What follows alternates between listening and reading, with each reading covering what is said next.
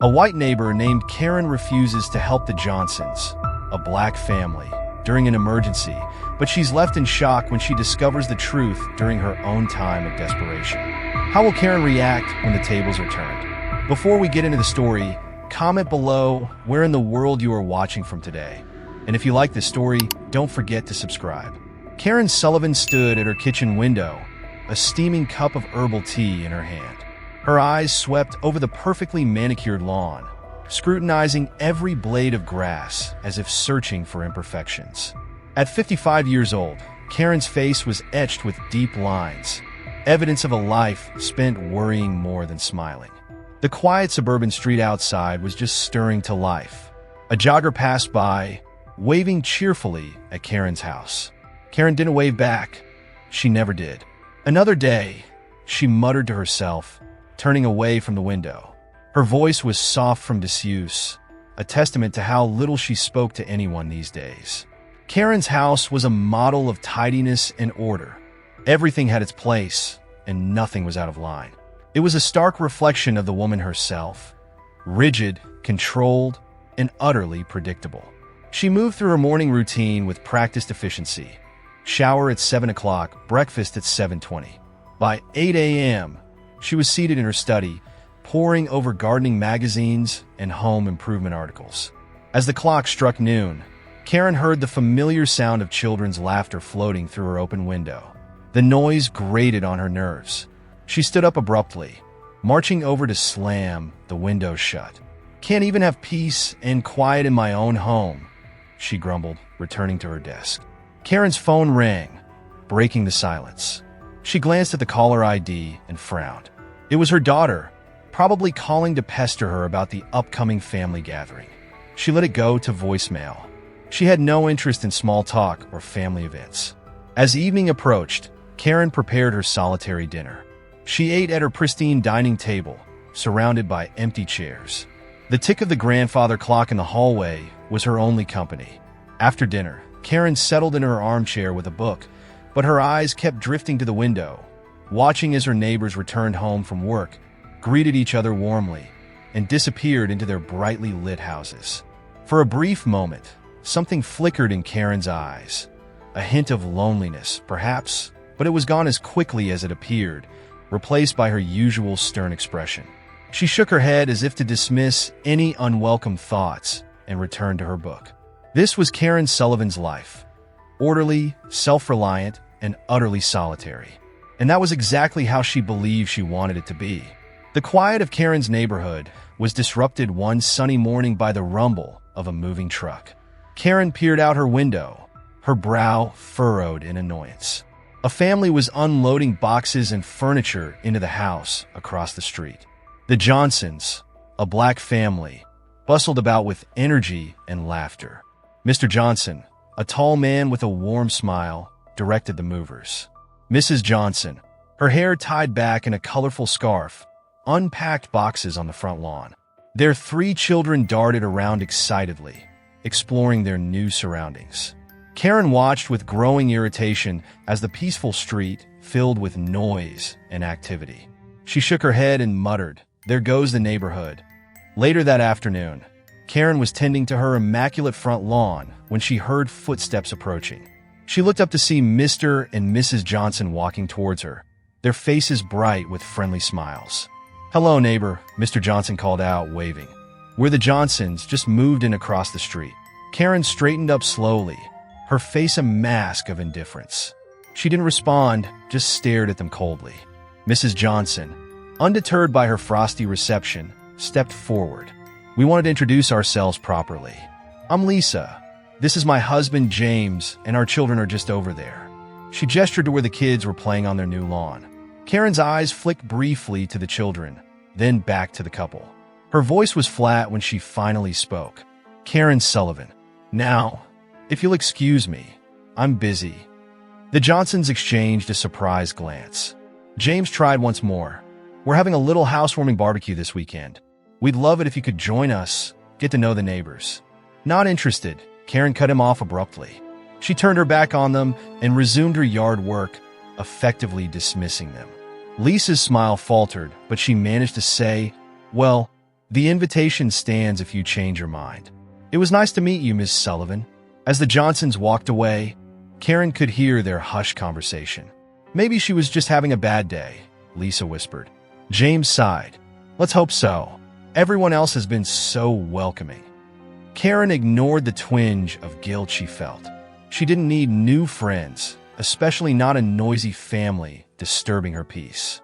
She was better off alone, just as she had always been. A week after their initial encounter, Lisa Johnson stood on Karen's porch, holding a freshly baked apple pie. The warm, sweet aroma wafted through the air as she rang the doorbell, a hopeful smile on her face. Karen opened the door, her expression hardening when she saw who it was. Yes, she asked curtly. Lisa's smile didn't waver. Good afternoon, Miss Sullivan. I hope I'm not disturbing you. I baked this pie and thought you might enjoy a slice. Karen's eyes darted from Lisa's face to the pie and back again. For a moment, her stern facade cracked, revealing a flicker of surprise at the unexpected kindness. That's unnecessary, she muttered, but her hands reached out almost involuntarily to take the pie. Lisa beamed. It's no trouble at all. We just wanted to... Before she could finish, Karen cut her off. Thank you, she said abruptly, already stepping back into her house. Good day. The door closed with a firm click, leaving Lisa standing on the porch, her smile fading. She sighed softly and turned to walk back home. Inside, Karen placed the pie on her kitchen counter, eyeing it warily as if it might suddenly sprout legs and start dancing. The gesture had caught her off guard, stirring emotions she'd long since buried. Across the street, Lisa rejoined her family in their front yard. James looked up from where he was playing catch with their oldest son. How did it go? He asked, noticing her subdued expression. Lisa shrugged. She took the pie, but she didn't seem very interested in talking. Their daughter, overhearing, frowned. Why doesn't Miss Sullivan like us, Mom? Lisa knelt down, pulling her daughter into a hug. Oh, sweetie, I'm sure it's not that she doesn't like us. Some people just need more time to warm up to others. We'll keep being kind and patient. James nodded, joining his wife and daughter. That's right. Everyone has their own story, and we don't know Miss Sullivan's yet. The best thing we can do is continue to be good neighbors and respect her space. The family shared a moment of understanding, their warmth and compassion a stark contrast to the cold silence emanating from Karen's house. Despite the rejection, they remained determined to approach their reclusive neighbor with kindness and empathy. As night fell, an ominous darkness settled over the neighborhood. The sky rumbled with thunder, and flashes of lightning illuminated the worried faces of the Johnson family. Rain lashed against windows, and wind howled through the trees, snapping branches and toppling power lines. Inside their home, the Johnsons huddled together, their usual warmth and cheer replaced by growing concern. Their youngest son, Eric, lay on the couch, his small body racked with fever. Lisa pressed a cool cloth to his forehead, her eyes filled with worry. James, his temperature is not going down, she said, her voice trembling. We need to get him to a hospital. James nodded grimly, peering out the window at the raging storm. The power's out everywhere. Our car won't start, and the roads might not be safe. Suddenly, a flash of lightning revealed a glimmer of hope. Across the street, Karen's house stood apart from the darkness, a faint light visible through her curtains. Lisa gasped. Karen's house. She must have a generator. James's eyes widened with realization. And maybe a working car. It's our only chance. The couple exchanged a look of determination, tinged with apprehension. They knew Karen had made it clear she wanted nothing to do with them, but Eric's worsening condition left them no choice. I'll go, James said, pulling on his raincoat. You stay with the kids. Lisa caught his arm. No, we'll go together. She needs to see how serious this is. Wrapping Eric in a blanket, they stepped out into the howling wind and driving rain. They hurried across the street, their hearts pounding with each step. As they reached Karen's porch, they hesitated for a moment before James raised his hand and knocked firmly on the door. Seconds ticked by like hours as they waited, holding their breath. Finally, the porch light flickered on, and the door creaked open. Karen stood there, her face a mask of surprise and irritation. "What do you want?" she demanded, her voice barely audible over the storm. Lisa stepped forward, cradling Eric in her arms. "Please, Miss Sullivan," she pleaded, her voice cracking with emotion. "Our son is very sick. We need to get him to a hospital, but our car won't start. Can you help us?" Karen's eyes widened as she took in the sight before her. The Johnsons, drenched and desperate, with their young son bundled in their arms. For a moment, her stern expression faltered, revealing a flicker of concern. Lisa stepped forward, her voice trembling. "Please, Miss Sullivan, Eric's burning up with fever. We need to get him to the hospital right away." James added urgently, "Our car won't start, and the power's out everywhere. You're our only hope." Karen's brow furrowed as she glanced from the sick child to his parents' pleading faces. She shifted uncomfortably, clearly torn between her instinct to help and her desire to remain uninvolved. I can't," she stammered, her voice soft. "My car doesn't have enough fuel to make it to the hospital." Lisa's face fell, her eyes brimming with tears. "But surely there's something you can do. We're desperate." Karen's jaw clenched, her discomfort growing by the second. She shook her head firmly, retreating behind her door. "I'm sorry, but I can't help you. You'll have to find another way." With that, she abruptly shut the door, leaving the Johnsons standing in shock on her porch. The sound of the lock clicking into place seemed to echo in the stormy night. James and Lisa exchanged devastated looks, the reality of their situation sinking in. They were stranded with their sick child in the middle of a raging storm. The Johnsons stumbled away from Karen's porch, their hearts heavy with disappointment. As they reached the sidewalk, a car's headlights pierced through the rain-soaked darkness. It was their neighbor from 2 houses down, Mrs. Thomas, returning home from a late shift at the hospital. Seeing the family's distress, Mrs. Thomas pulled over immediately. "What's wrong?" she called out, rolling down her window. James explained their situation quickly, his voice shaking. Without hesitation, Mrs. Thomas offered to drive them to the hospital. They piled into her car, Eric whimpering softly in his mother's arms. The drive was tense, with Lisa whispering soothing words to Eric while James stared out the window, lost in thought. They arrived at the emergency room just in time. The doctors quickly diagnosed Eric with a severe case of pneumonia and started treatment right away. Hours later, as Eric rested comfortably in a hospital bed, the Johnson family gathered in the quiet waiting room. The immediate danger had passed, but the weight of their earlier encounter with Karen still hung over them. Lisa broke the silence, her voice barely above a whisper. "I just can't understand it. How could anyone turn away a sick child?" James shook his head, his expression a mix of anger and confusion. "I've never met anyone so cold. It's like she didn't even care." Their oldest daughter, Mia, spoke up. Maybe she was scared, or maybe she really didn't have enough gas in her car. "Even if that were true," Lisa replied gently, "she could have offered to help in some other way, called for help, or let us use her phone, anything." James nodded in agreement. "It's not just about tonight. We've tried to be friendly since we moved in, but she shut us out at every turn. I wonder what made her so heartless." "No, not heartless," Lisa corrected. "Just very, very alone." The family fell silent again, each lost in their own thoughts about their mysterious neighbor.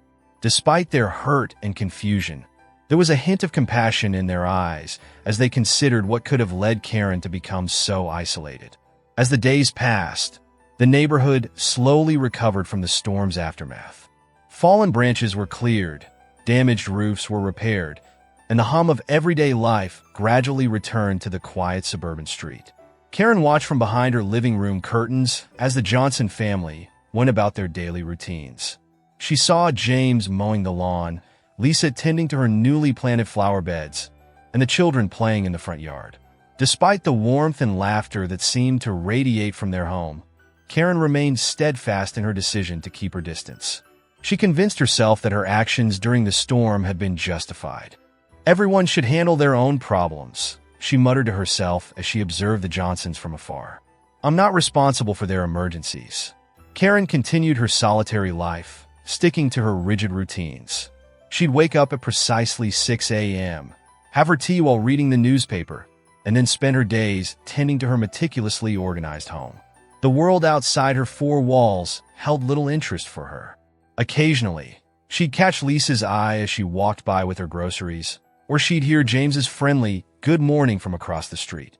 Each time, Karen would quickly look away or retreat inside, avoiding any possibility of interaction. In her mind, she had done nothing wrong. She believed that self-reliance was a virtue, and that by refusing to help, she was teaching the Johnsons an important lesson about independence. Yet deep down, a small voice nagged at her, questioning the righteousness of her actions. As weeks turned into months, Karen noticed that the neighbors had stopped trying to include her in their activities. There were no more invitations to backyard barbecues, no more attempts at friendly conversation over the fence. She told herself that this was exactly what she wanted, to be left alone. But as she sat in her quiet house, watching the world go by outside her window, a feeling she couldn't quite name began to gnaw at the edges of her carefully constructed solitude. Karen's meticulously planned routine began to unravel on a crisp autumn morning.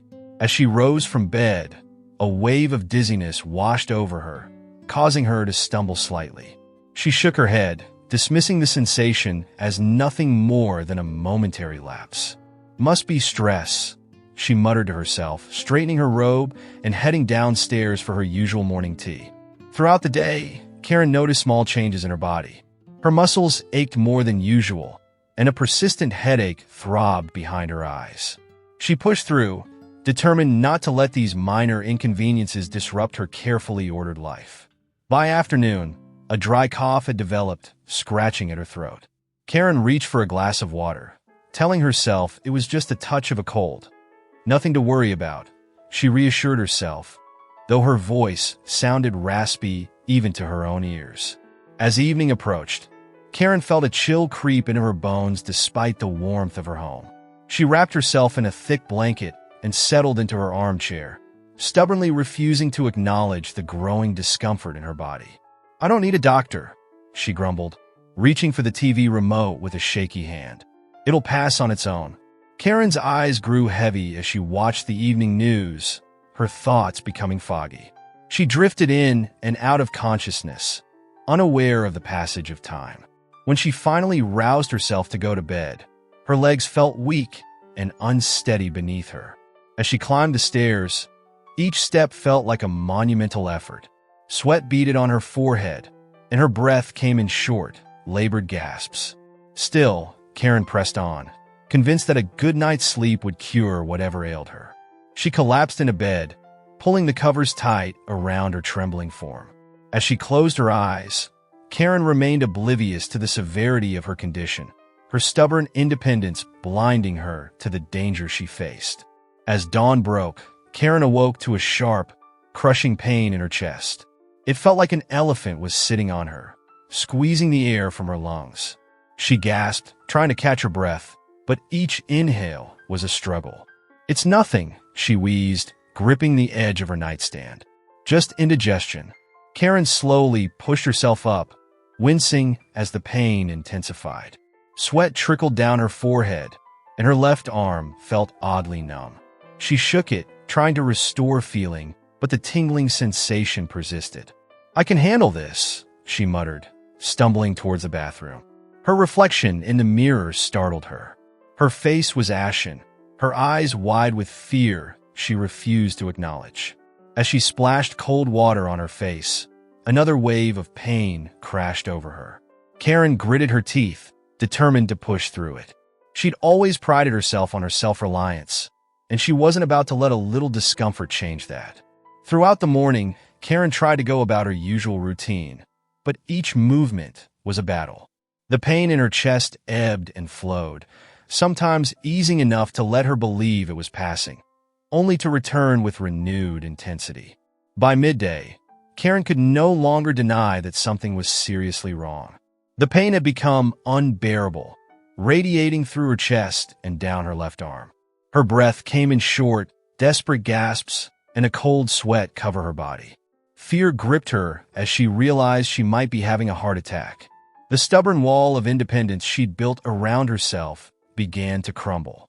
For the first time in years, Karen faced the terrifying truth that she couldn't handle this alone. As the sun dipped below the horizon, casting long shadows across Karen's living room, she felt a sudden, overwhelming pain in her chest. It was unlike anything she'd ever experienced before, a crushing weight that made it hard to breathe. "No," Karen gasped, clutching at her shirt. "This can't be happening." She stumbled towards the kitchen, where her phone lay on the counter. Each step was a monumental effort, her vision blurring as the pain intensified. Karen's left arm felt heavy and numb, and a cold sweat broke out across her forehead. Just a few more steps, she thought desperately. "I can make it." But her body had other plans. Karen's legs gave out beneath her, and she crumpled to the floor with a soft thud.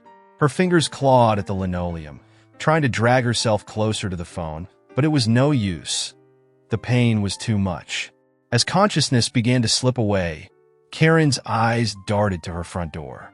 She'd left it slightly ajar earlier when she'd brought in the mail, forgetting to close it properly in her haste to get back to her solitude. Now, that small oversight left her exposed and vulnerable. "Help!" She tried to call out, but her voice was barely a whisper. The open door seemed to mock her, a reminder of the connection she'd pushed away and the help she'd refused. Karen's eyelids grew heavy, the room around her fading to darkness. Her last conscious thought was a bitter realization of her predicament. Alone and in desperate need of the very thing she'd spent years rejecting: human connection. As Karen slipped into unconsciousness, she lay motionless on the floor, the open door her only link to the outside world. The evening breeze gently rustled the curtains, oblivious to the dire situation unfolding within. As the Johnson family's minivan pulled into their driveway, laden with groceries, James's eyes drifted across the street. He frowned, noticing something unusual about Karen's house. "Honey," he said, turning to his wife, "does Karen's door look open to you?" Lisa squinted, then nodded. "It does. That's odd for her, isn't it?" The couple exchanged worried glances. Their children, busy unbuckling seatbelts, hadn't noticed the conversation. James chewed his lip, conflicted. "Maybe we should check on her," he suggested hesitantly. Lisa's brow furrowed. "After how she treated us during the storm?" she asked, her voice tinged with hurt. James nodded slowly. "I know, but it's the right thing to do. What if she's in trouble?" Lisa sighed, then managed a small smile. "You're right. We can't ignore someone who might need help, no matter how they've acted before." They turned to their children. "Kids, start taking the groceries inside. We're going to check on Ms. Sullivan real quick." Hand in hand, James and Lisa crossed the street. As they approached Karen's house, they could see the door was indeed ajar, swaying slightly in the evening breeze. "Ms. Sullivan?" James called out, his voice carrying a note of concern. "Are you all right in there?" Silence greeted them. Lisa squeezed her husband's hand, a flicker of worry crossing her face. They reached the front porch, exchanging another glance before James gently pushed the door open wider. "Miss Sullivan," he called again, louder this time. "It's the Johnsons from across the street. We noticed your door was open and wanted to make sure everything's okay." As they peered into the dimly lit entryway, Lisa gasped. There on the floor of the living room lay Karen's motionless form. "Oh my God," she whispered, her free hand flying to her mouth. "Is she?" James's face set with determination. "Call 911, he said firmly, already stepping inside. "I'll check on her." The Johnsons rushed into Karen's home, their hearts pounding with fear and concern. The living room was dimly lit, casting long shadows across the floor where Karen lay motionless. Lisa's hand trembled as she knelt beside her, her eyes wide with worry. "Karen, can you hear me?" she called softly, gently shaking her shoulder. There was no response. With shaking fingers, Lisa pressed 2 fingers against Karen's neck, searching for a pulse. She held her breath, praying silently. After a moment, she felt a faint, irregular beat beneath her fingertips. "She's alive," she said, her voice quivering with relief and urgency. "But her pulse is weak and irregular." James had already pulled out his cell phone, his fingers flying over the keypad as he dialed 911. He paced back and forth, His free hand clenched tightly at his side as he waited for the call to connect. 911, what's your emergency? A calm voice answered. We need an ambulance right away, James said, his words tumbling out in a rush. Our neighbor is unconscious on her living room floor. We think she might have had a heart attack. What's the address? The dispatcher asked. James rattled off Karen's address, then continued. She's a woman in her 50s. She's not responding, but my wife says she has a weak pulse. Okay, sir. I'm dispatching an ambulance to your location now, the dispatcher assured him. Can you tell me if she's breathing? James looked to his wife questioningly. Lisa leaned in close to Karen's face, listening intently. After a moment, she nodded, relief washing over her features. Yes, she's breathing, James relayed to the dispatcher, but it seemed shallow and labored. All right, help is on the way, the dispatcher said. I'm going to stay on the line with you and walk you through what to do until the paramedics arrive. As James listened intently to the dispatcher's instructions, Lisa held Karen's hand, whispering words of encouragement. The room was filled with a tense silence, broken only by the sound of Karen's labored breathing and James's steady voice as he followed the dispatcher's guidance. As the Johnsons waited anxiously for the ambulance, they sprang into action, determined to do everything in their power to keep Karen stable. Lisa knelt beside Karen, her hands clasped together on her chest as she began administering CPR. Her movements were precise and rhythmic, fueled by a mix of adrenaline and compassion.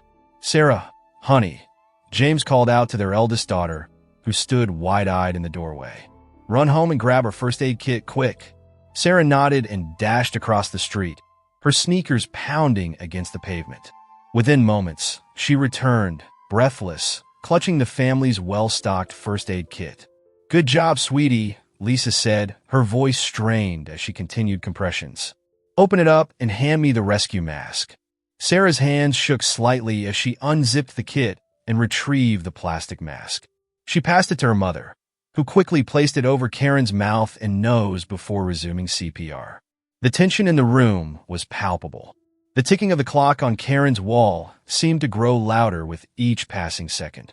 James paced back and forth, his eyes darting between his wife's determined efforts and the window, watching for any sign of the ambulance. Come on, Karen, Lisa murmured between breaths. Stay with us. You can do this. The irony of the situation wasn't lost on the Johnsons. Here they were, fighting to save the life of a woman who had turned them away in their own moment of need. But in this critical moment, Karen's past coldness didn't matter. All that mattered was keeping her alive. Sarah stood by, ready to help in any way she could. Her younger siblings, Eric and Emily, huddled together in the hallway, their faces a mix of fear and concern. Is Miss Karen going to be okay? Emily whispered, her small hand clutching Eric's arm. I hope so, Eric replied, his voice barely audible. Mom and Dad are doing everything they can. As the minutes ticked by, the Johnsons worked tirelessly. James took over the chest compressions when Lisa's arms began to tire. They switched back and forth, their determination never wavering. The wail of sirens pierced the tense silence, growing louder as the ambulance approached. James rushed to the window, his heart pounding with relief. They're here, he called out, his voice cracking with emotion. Moments later, two paramedics burst through the front door, their faces set with determination. They quickly assessed the situation, their trained eyes taking in Karen's unconscious form and the Johnsons' exhausted but resolute expressions. We've been doing CPR, Lisa explained breathlessly, her hair plastered to her forehead with sweat. She was unresponsive when we found her. The paramedics nodded, immediately taking over. They worked with practiced efficiency, attaching monitors and preparing Karen for transport. The Johnson family stepped back, watching anxiously as the professionals took charge. You did good, one of the paramedics said, glancing up at the Johnsons. Your quick action might have just saved her life. Those words hung in the air as Karen was carefully lifted onto a stretcher. The Johnsons followed them out to the ambulance, their faces etched with concern. As the paramedics loaded Karen into the vehicle, Lisa reached out and gently squeezed her hand. Hang in there, Karen, she whispered, her eyes brimming with tears. The ambulance doors closed with a soft thud, and the vehicle sped away, its sirens once again piercing the quiet neighborhood. The Johnson family stood on the sidewalk, watching until the flashing lights disappeared around the corner. A heavy silence fell over them as the reality of what had just happened sank in. James wrapped an arm around his wife's shoulders, pulling her close. "If we hadn't checked on her, Lisa began, her voice trailing off. "But we did," James reassured her, his voice gentle but firm. "We were there when she needed help the most." The children huddled close to their parents, their young faces a mix of worry and hope. Eric, remembering his own recent health scare, looked up at his mother. "Do you think Miss Karen will be okay?" he asked softly. Lisa knelt down, bringing herself to eye level with her son. "I hope so, sweetheart. The doctors will do everything they can to help her." As they made their way back to their own home, the Johnsons felt a whirlwind of emotions. They were shaken by the intensity of what they had just experienced, but there was also a sense of relief that they had been able to help when it mattered most. At the hospital, Karen lay in a sterile white room, the steady beep of monitors filling the air. Her eyes fluttered open, taking in the unfamiliar surroundings. A nurse noticed her stirring and quickly called for the doctor. "Miss Sullivan," the doctor said gently, approaching her bedside, "you've had a heart attack. You're lucky to be alive." Karen's brow furrowed in confusion. "What happened?" she asked, her voice weak and raspy. The doctor explained the situation, emphasizing how critical her condition had been. "If your neighbors hadn't found you when they did, we might be having a very different conversation right now." Karen's eyes widened in surprise. "Neighbors?" she whispered. "Yes, the Johnson family across the street," the doctor confirmed. "They found you unconscious and performed CPR until the ambulance arrived. Their quick action saved your life." As the doctor continued to explain her condition and treatment, Karen's mind wandered. She thought about the Johnsons, the family she had coldly dismissed time and time again, the family whose plea for help she had ignored during the storm. And yet, they were the ones who had come to her rescue. A lump formed in Karen's throat as she remembered her own callousness. She had always prided herself on her self-reliance, but now she realized how misguided that pride had been. In her moment of greatest need, it wasn't her independence that saved her. It was the kindness of the very people she had pushed away. Tears welled up in Karen's eyes as the weight of her actions and the Johnsons' forgiveness truly hit her. She had been so wrong about them, so wrong about everything. The warmth and compassion they had shown her, despite her previous behavior, touched something deep within her. As she lay there, surrounded by beeping machines and the sterile smell of the hospital, Karen felt a shift inside herself. The walls she had built around her heart began to crumble. For the first time in years, she felt a desire to reach out, to connect. As Karen lay in her hospital bed, the weight of her actions pressed heavily upon her. The steady beep of the heart monitor served as a constant reminder of how close she had come to death and how the Johnson family had pulled her back from the brink. She stared at the ceiling, her mind replaying the countless times she had rebuffed their kindness. The homemade pie, the friendly waves, the desperate plea for help during the storm, all met with her cold indifference. Yet when she needed help the most, they hadn't hesitated to save her.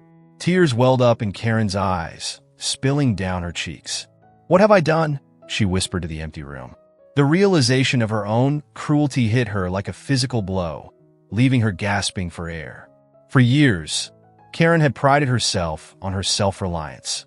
She had built walls around her heart, convinced that she needed no one. But now, those walls were crumbling, revealing the lonely, frightened woman behind them. She thought about how differently things might have turned out if the Johnsons hadn't found her. The image of herself lying alone on the floor, slowly slipping away, sent a shudder through her body. Her vaunted independence had nearly cost her life. As the days passed, Karen found herself longing for company. She watched the door, hoping for visitors but knowing she deserved none. The kindness of the hospital staff only served to highlight the stark contrast with her own behavior. One afternoon, as sunlight streamed through the window, Karen made a decision. She couldn't change the past, but she could try to be better. The thought terrified her. Opening up, letting people in, but she knew it was necessary. "I've been such a fool," she murmured, her voice thick with emotion. "All this time, I thought I was strong, but real strength is what the Johnsons showed me. Kindness, forgiveness, compassion." Karen closed her eyes, overwhelmed by the enormity of the change she needed to make. Years of habits and beliefs wouldn't disappear overnight, but she was determined to try. She owed it to the Johnsons, and to herself, to become the kind of person who helped others instead of turning them away. As Karen stepped out of the taxi in front of her house, she felt a mix of relief and anxiety. The familiar sight of her home brought comfort, but the weight of her mission made her heart race. She clutched a bouquet of colorful flowers in her trembling hands, a peace offering she hoped would soften the awkwardness of the conversation to come. Taking a deep breath, Karen slowly made her way across the street towards the Johnsons' house. Each step felt like a monumental effort, both from her weakened state and the nervousness that gripped her. She paused at the foot of their driveway, her resolve wavering for a moment. "Come on, Karen," she muttered to herself. "You can do this." As she approached the front door, Karen's mind raced with doubts. What if they slammed the door in her face? What if they refused to forgive her? The thought made her stomach churn, but she pushed forward. She owed them this much and more. With a shaky hand, Karen reached out and pressed the doorbell. The sound echoed through the house, and she heard movement inside. Her heart pounded in her chest as footsteps approached the door. The door swung open, revealing Lisa. Her eyes widened in surprise as she recognized Karen standing there, looking pale and holding a bouquet of flowers. "Miss Sullivan," she said, her voice a mix of concern and confusion. "Are you all right? Should you be out of the hospital?" Karen swallowed hard, struggling to find her voice. I'm okay," she managed to say. "I was hoping, could I speak with you and your family for a moment?" Lisa hesitated, clearly unsure about how to respond. Karen felt a lump forming in her throat, fearing rejection. But then, Lisa's expression softened, and she nodded. "Of course. Please come in," she said, stepping aside to let her enter. Karen took a tentative step into the warmth of the Johnsons' home, the scent of freshly baked cookies filling the air. She felt out of place, like an intruder in this cozy family setting. As Lisa led her to the living room, Karen's nervousness intensified. She knew the next few moments would be crucial in her journey towards redemption and connection. As Karen entered the living room, she saw James rise from his armchair, a look of surprise on his face. The children, who had been playing a board game on the floor, fell silent and stared at their unexpected visitor. "Miss Sullivan," James said, his voice calm but cautious. "It's good to see you up and about. Please, have a seat." Karen lowered herself into an offered chair, wincing slightly as her still-healing body protested. She placed the bouquet on the coffee table, her hands now free to fidget nervously in her lap. I wanted to thank you," Karen began, her voice barely above a whisper. She cleared her throat and tried again. "What you did for me. I can't even begin to express my gratitude." Lisa sat down next to her husband, her eyes filled with compassion. "We're just glad you're okay, Miss Sullivan." Karen nodded, feeling a lump form in her throat. She took a deep breath, steeling herself for what she needed to say next. I need to apologize. The way I treated you when you needed help, it was inexcusable." Her voice cracked with emotion, and she paused to collect herself. The Johnsons waited patiently, their faces showing no judgment, only understanding.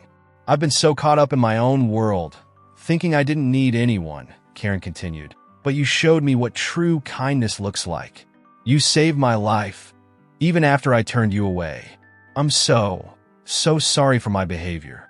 James leaned forward, his expression serious but gentle. "Miss Sullivan, we appreciate your apology, but please know that we hold no ill will toward you. We did what any neighbor would do." Lisa nodded in agreement. "We're just thankful we were there to help, and we're so glad you're recovering well." Karen felt tears welling up in her eyes, overwhelmed by the Johnsons' forgiveness and warmth. For the first time in years, she felt a connection to others, a sense of belonging she had long forgotten. The Johnson family invites Karen inside for tea, and they begin to talk, slowly breaking down the barriers that had kept them apart. "Miss Sullivan, I'm glad you're feeling better," Lisa mentioned. "Can I get you some tea?" she added. Karen hesitated for a moment, then nodded gratefully. "I'd like that very much," she said softly. Lisa bustled to the kitchen to prepare tea while James and the children made Karen comfortable in the living room. As they settled in, Karen couldn't help but notice the warmth that seemed to radiate from every corner of the house. It was so different from her own cold, empty home. When Lisa returned with a tray of steaming mugs, Karen wrapped her hands around the warm ceramic, feeling its comforting heat seep into her bones. She took a sip, savoring the rich flavor and the kindness behind the gesture. "Miss Sullivan," Lisa began gently, "if you don't mind us asking, what made you decide to keep to yourself all these years?" Karen looked down at her mug, gathering her thoughts. When she spoke, her voice was low and filled with emotion. "I guess it all started when I was young.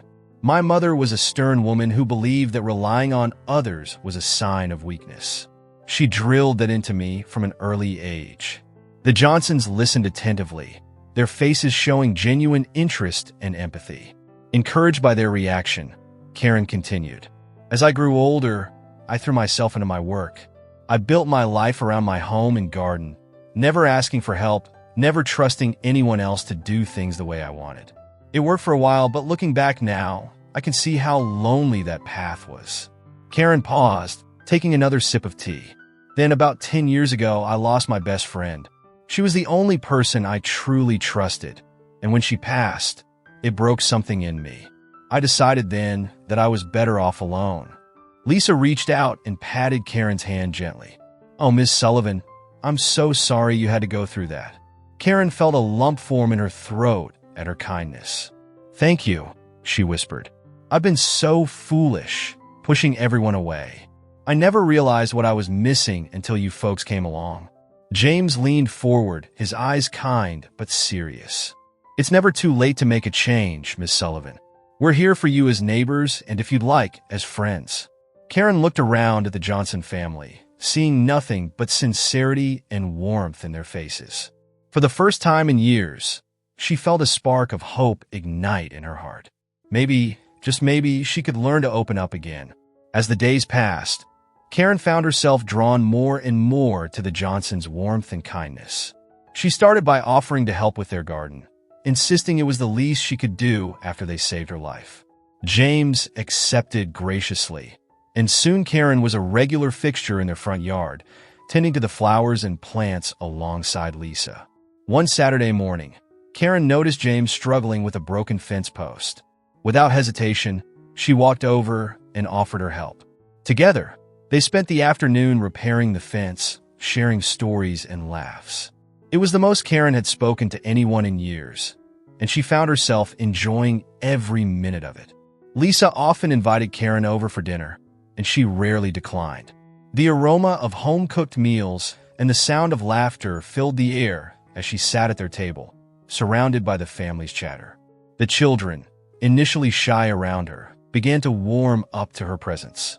Sarah, the eldest, discovered Karen's talent for gardening and started asking for her help with a school project. Karen found herself looking forward to these sessions, patiently explaining the intricacies of plant care and beaming with pride when Sarah's project received high marks. Eric, the youngest, took to following Karen around like a shadow whenever she visited. Karen taught him how to identify different types of flowers, a hobby she had long abandoned, but now rediscovered with renewed enthusiasm. The joy in Eric's eyes as they worked together reminded Karen of the simple pleasures she had denied herself for so long. As weeks turned into months, Karen's life transformed. Her house, once a fortress of solitude, now echoed with the sounds of children's laughter and friendly conversation. She found herself smiling more, her stern demeanor softening with each passing day. The Johnsons, true to their word, embraced Karen as one of their own. They invited her to family game nights, backyard barbecues, and even their annual camping trip. Karen, who had spent years avoiding such gatherings, now found herself eagerly anticipating these events. As the weeks passed, Karen found herself spending more and more time with the Johnson family. But it was Eric, the youngest child, who truly captured her heart. The boy's infectious smile and curious nature reminded Karen of the wonder and joy she had long forgotten. One sunny afternoon, Karen noticed Eric struggling with his reading on the front porch. Without hesitation, she walked over and offered to help. Eric's face lit up, and soon they were sitting side by side, reading through his book. "You're really good at this, Miss Karen," Eric exclaimed, his eyes wide with admiration. Karen felt a warmth spread through her chest. "Well, I've had a lot of practice," she said with a gentle smile. "Reading can be fun if you look at it the right way." From that day on, Karen became Eric's unofficial tutor. They would sit together at the kitchen table, surrounded by books and worksheets, Karen patiently explaining difficult words and encouraging Eric's efforts. Lisa would often peek in, her heart swelling at the sight of the once gruff neighbor now so tender with her son. As spring arrived, Karen decided to share another passion with Eric: gardening. She invited the boy to help her plant a small vegetable patch in her backyard. Eric eagerly dug his hands into the soil, listening intently as Karen explained about seeds, soil, and sunlight. "Can we grow tomatoes?" Eric asked excitedly. "They're my favorite." Karen chuckled. "Of course we can. And when they're ripe, we'll make the best tomato sandwich you've ever tasted." Their gardening sessions became a regular occurrence, with Eric rushing over after school to check on their growing plants. Karen taught him how to water properly, pull weeds, and even how to identify beneficial insects. Eric soaked up the knowledge like a sponge, his enthusiasm infectious. On weekends, Karen and Eric would take long walks around the neighborhood, Karen pointing out different trees and flowers, sharing stories about the area's history. Eric would ask endless questions, and Karen found herself rediscovering the world through the boy's eyes. During one of their walks, Eric suddenly stopped and looked up at Karen. "Miss Karen, you're like the grandma I never had," he said softly. Karen felt her eyes mist over. She placed a gentle hand on Eric's shoulder. "And you, Eric, have brought more joy into my life than I ever thought possible." As they continued their walk, Karen realized how much her life had changed. The bond she shared with Eric had filled a void she didn't even know existed. In teaching and nurturing this young boy, Karen had found a renewed sense of purpose and a happiness she thought was long lost. As Karen sat in her living room one evening, surrounded by the warmth of her new friendships, she found herself lost in thought. Her eyes wandered to an old photo album tucked away on a dusty shelf. With trembling hands, she pulled it down and began to flip through the pages. Faces she hadn't seen in years stared back at her. Old college friends, former colleagues, and even distant family members. Each photo brought a flood of memories, both happy and bittersweet. Karen realized, with a pang of regret, how much she had missed out on by pushing these people away. "I've been such a fool," she whispered to herself, tracing the outline of a smiling face in one of the photos. The next morning, Karen woke up with a sense of determination. She pulled out her address book, long neglected, and began to make a list. With each name she wrote down, she felt a mix of nervousness and excitement. Taking a deep breath, Karen picked up her phone and dialed the first number on her list. It was her old friend, Anne from college. "Hello," a familiar voice answered. Karen's heart raced. "And it's Karen. Karen Sullivan. I know it's been a long time, but I was hoping we could catch up." There was a moment of silence. Then Anne's voice softened. "Karen? Well, it's great to hear from you, old friend." As they talked, Karen felt the years of isolation melting away. She apologized for losing touch and shared stories about her recent experiences with the Johnson family, and listened with interest and warmth. And by the end of the call, they had made plans to meet for coffee. Encouraged by this positive interaction, Karen continued down her list. She reached out to cousins she hadn't spoken to in years, former colleagues, and even her estranged sister. Some conversations were awkward at first, but most were filled with forgiveness and a genuine desire to reconnect. With each call, Karen felt a weight lifting from her shoulders. The Johnson family had shown her the value of community, and now she was extending that lesson to rebuild the connections she had once severed. Karen's newfound sense of purpose led her to take a bold step. One sunny morning, she approached James with an offer to volunteer at the community garden. James's eyes lit up with surprise and joy. "Karen, that would be wonderful," James exclaimed, clasping Karen's hand warmly. "We could really use your expertise." And so, Karen found herself stepping into a world she had long ignored.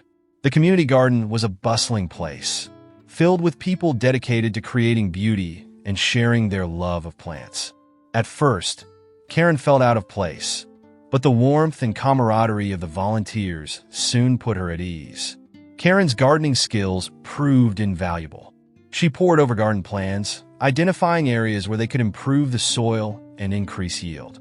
Her sharp mind, once focused solely on her own garden, now worked tirelessly to benefit others. "I never thought I'd be good at community projects," Karen admitted to James one day, "but it turns out I love it." Indeed, Karen threw herself into organizing community garden events with gusto. She reached out to local businesses, persuading them to donate supplies and tools. Her persistence and charm worked wonders, and soon the garden saw a significant increase in resources. But it wasn't just about the garden for Karen. She found herself deeply moved by the stories of the people who volunteered there. Each life touched by the garden's work filled Karen with a sense of fulfillment she had never known before. One evening, as Karen helped set up for a garden dinner, she caught sight of her reflection in a window. The woman staring back at her was different from the one who had shut her door on the Johnson family months ago. This Karen had a spark in her eye and a genuine smile on her face. "You've really found your calling here, haven't you?" Lisa said, coming up beside her. Karen nodded, feeling a lump in her throat. "I have," she replied softly, "and I have your family to thank for it." As the event began and Karen watched James welcome the guests, she felt a deep sense of belonging. She was part of something bigger than herself now, contributing to a cause that mattered. And in doing so, she had found a joy and purpose she never knew existed. As the weeks turned into months, the neighborhood began to take notice of the remarkable change in Karen. Once known as the reclusive and cold woman who lived alone, Karen was now a familiar and welcome face at community events and gatherings. Mrs. Johnson, the elderly lady who lived 2 houses down, couldn't help but smile as she watched Karen help her with her garden one Saturday morning. "Who would have thought?" she mused to herself, remembering how she used to avoid even making eye contact with Karen. Karen's involvement in the community grew steadily. She volunteered to help organize the annual block party, using her planning skills to make it the best one yet. Children who once crossed the street to avoid her now waved enthusiastically when they saw her coming. At the local park, Karen could often be found helping to maintain the community garden. Her own garden, once hidden behind tall fences, was now open for all to admire. She even started giving gardening tips to interested neighbors. "It's like night and day," Mr. Peterson remarked to his wife as they watched Karen help a young couple jumpstart their car. "Remember how she used to just watch from her window when people needed help?" Karen's generosity extended beyond just her time. When she learned that the local food bank was struggling, she organized a neighborhood-wide food drive. The response was overwhelming, and Karen felt a warmth in her chest as she helped deliver box after box of donations. The transformation was indeed profound. Karen found herself looking forward to each day, eager to see how she could make a difference. The satisfaction she felt was unlike anything she had experienced in her years of solitary living.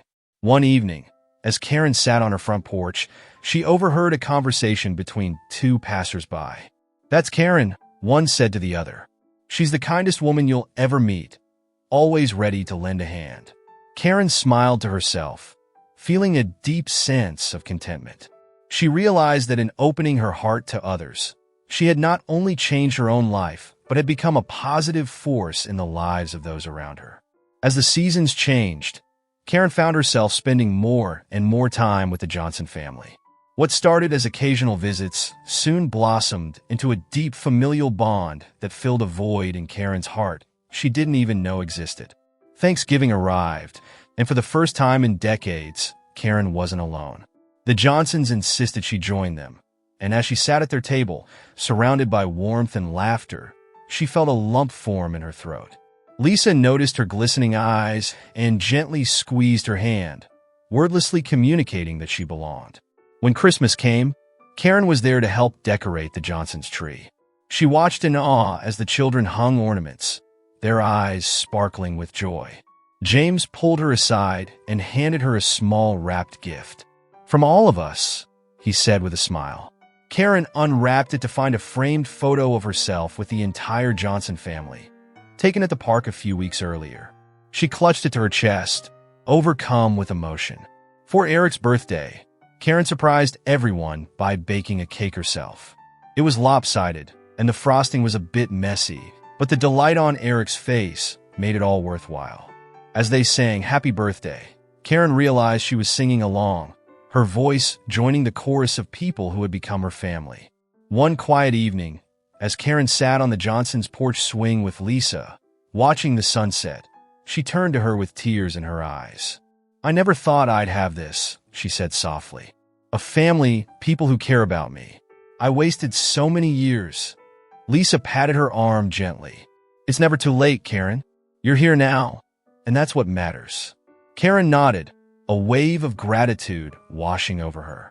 She thought about how different her life was now, how full of purpose and love. The Johnsons had given her more than just friendship. They had given her a second chance at life, a chance to experience the joy of connection and the warmth of belonging. As she looked out at the neighborhood she once shunned, now filled with friendly faces and warm greetings, Karen felt a deep sense of peace. She had been given a precious gift, the opportunity to live a life filled with meaning and love, and she was determined to cherish every moment of it. As summer approached, Karen found herself filled with a sense of purpose she hadn't felt in years. She had an idea brewing, one that made her heart race with excitement and nervousness. After weeks of secret planning and hush phone calls, the day finally arrived. Karen invited the Johnson family for a walk in the local park, claiming she wanted to show them something. As they rounded the corner, the Johnsons gasped in surprise. The usually quiet park was alive with activity. Colorful balloons bobbed in the breeze, and tables laden with food dotted the grass. Familiar faces from the neighborhood beamed at them. "What's all this?" Lisa asked, her eyes wide with wonder. Karen smiled, a hint of shyness in her voice. "It's for you, for all of you." She led them to the center of the gathering, where their neighbors had formed a circle. Karen cleared her throat, her hands trembling slightly as she pulled out a piece of paper from her pocket. "Friends and neighbors," she began, her voice growing stronger with each word. "We're here today to celebrate the Johnson family. They've taught me, taught all of us, what it means to be truly compassionate and kind." Karen's eyes met each member of the Johnson family as she continued. "When I was at my lowest, when I had pushed everyone away, the Johnsons reached out. They saved my life, not just by calling an ambulance, but by showing me what it means to be part of a community." Tears glistened in Lisa's eyes as Karen spoke. James stood tall, his arm around his wife, a proud smile on his face. "The Johnsons have touched all of our lives," Karen said, gesturing to the gathered neighbors. "They've shown us that a simple act of kindness can change everything. They've brought our neighborhood together in ways we never imagined." Karen's voice cracked with emotion as she concluded. "To the Johnson family, thank you. Thank you for your friendship, your forgiveness, and for showing me the true meaning of family. You've given me a second chance at life, and I promise to pay it forward every day." As the gathering continued, Karen watched with a full heart as the neighborhood came together in celebration. Children laughed and played on the grass, their joyful shrieks filling the air. Adults chatted animatedly, sharing stories and swapping recipes. The atmosphere was warm and inviting, like a big family reunion. Karen found herself in the middle of it all, a far cry from the isolated woman she had been just months ago. She moved from group to group, engaging in conversations and sharing laughs. The ease with which she interacted with others surprised her, and she realized how much she had been missing all these years. At one point, Karen caught sight of Eric, the youngest Johnson child, playing with a group of kids. The boy looked up and waved enthusiastically at Karen, his gap-toothed smile beaming. Karen waved back, a lump forming in her throat as she remembered how close she had come to never knowing this wonderful child. Lisa approached Karen, holding a plate of food. "You've outdone yourself, Karen," she said warmly. This is absolutely wonderful. Karen felt her cheeks flush with pride. I couldn't have done it without everyone's help, she replied modestly. As the afternoon wore on, Karen found herself sitting at a picnic table, taking in the scene before her. She watched as James taught a group of kids how to throw a perfect frisbee, and Lisa chatted with some of the older residents, her infectious laughter carrying across the park. A sense of contentment washed over Karen. She realized that, for the first time in years, she felt truly happy. The connections she had made, the friendships she had formed, had enriched her life in ways she never thought possible. She was no longer just existing. She was living, truly living. Karen's eyes misted over as she thought about how different her life would be if she hadn't opened her heart to the Johnsons and the community. She felt grateful for the second chance she had been given, and she silently vowed to never take it for granted. As the gathering began to wind down, Karen found herself sitting on a bench at the edge of the park. The golden light of the setting sun cast a warm glow over the scene, and she watched as families began to pack up their belongings and say their goodbyes. Karen's eyes drifted to the Johnson family, who were helping to clean up the last of the decorations. She couldn't help but marvel at how much her life had changed since they had moved in across the street. It felt like a lifetime ago that she had been that cold, distant woman who turned them away in their time of need. She thought back to the day of her heart attack, when the Johnsons had found her and saved her life. That moment had been the turning point, the catalyst that set her on a path to rediscovering the joys of human connection.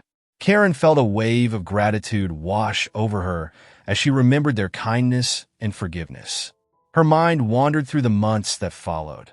The tentative first steps of friendship, the slow but steady breaking down of the walls she had built around herself. She remembered the first time she had truly laughed in years during a game night with the Johnsons. She thought of the pride she felt when helping Eric with his homework and the sense of purpose she found volunteering at the community garden. Karen's gaze swept across the park, taking in the faces of her neighbors, people who had once been strangers but now felt like extended family. She realized that she knew their stories, their joys, and their struggles. She cared about them, and they cared about her in return. A profound sense of peace settled over Karen. For so long, she had believed that strength meant standing alone, relying only on herself. Now she understood that true strength came from being part of a community, from giving and receiving love and support. As the last rays of sunlight painted the sky in shades of pink and orange, Karen felt a contentment she had never known before. She had found her place in the world, right here among these people who had opened their hearts to her. As the neighborhood gathering came to a close, Karen and the Johnson family made their way back home. The warm evening air was filled with the gentle chirping of crickets and the distant laughter of children playing in their yards. Karen felt a sense of belonging she had never experienced before. "Why don't you join us on the porch, Karen?" Lisa asked with a warm smile. "It's such a beautiful evening." Karen nodded, her heart full of gratitude. "I'd love to," she replied softly. They settled onto the comfortable porch chairs, the wood creaking gently beneath them. James brought out a tray of lemonade, and they each took a glass, sipping the cool drink as they watched the sun begin its descent on the horizon. The sky was painted in vibrant hues of orange, pink, and purple, a breathtaking canvas that seemed to stretch endlessly before them. Karen felt a deep sense of peace wash over her as she sat, surrounded by the Johnson family. Little Eric snuggled up next to Karen, his small hand finding its way into Karen's weathered one. "I'm glad you're here, Miss Karen," the boy said with a sleepy smile. Karen's eyes misted over as she gave Eric's hand a gentle squeeze. "I'm glad I'm here too, buddy," she whispered. As the sun dipped lower, casting long shadows across the neighborhood, Karen looked around at the faces of the people who had become her family. Lisa was humming softly, her hand intertwined with her husband's. Sarah and Mia, the older Johnson children, were quietly discussing their plans for the upcoming school year. Karen felt a smile spread across her face, one that reached deep into her soul. She was content, truly happy for the first time in years. The loneliness that had once consumed her felt like a distant memory, replaced by the warmth of love and connection. As the last rays of sunlight painted the sky in a final burst of color. Karen took a deep breath, savoring the moment. She was home, surrounded by people who cared for her, who had shown her the true meaning of compassion and forgiveness. In this peaceful scene, watching the sunset with her newfound family, Karen knew that her life had been transformed in the most beautiful and unexpected way.